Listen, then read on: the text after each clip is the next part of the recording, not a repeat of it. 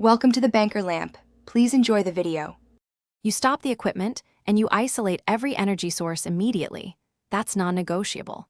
Once done, make sure a written permit and a qualified technician are present before proceeding. You review the manufacturer's manual and any site safety procedures to confirm the approved method and required replacement parts. Do not attempt physical disassembly until LODO is verified and the replacement certified emergency stop is on hand. These steps protect people and keep your operation compliant. You secure documented authorization and define the exact scope of work so responsibility is clear. Next, you equip required PPE and use insulated tools. Make sure 2 people verify each LODO step. You photograph the installed button and wiring, record part numbers and serials, and log the time and personnel. Once documentation is complete, you confirm the approved replacement e-stop matches specifications.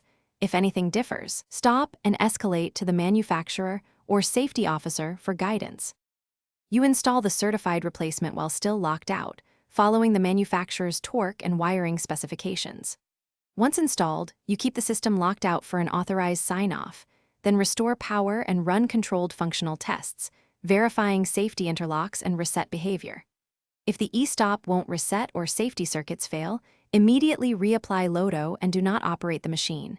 Instead, contact the OEM, an authorized electrician, or your safety officer for diagnostic support to avoid creating. Thanks for watching. If this was helpful, leave a like and consider subscribing. See you next time.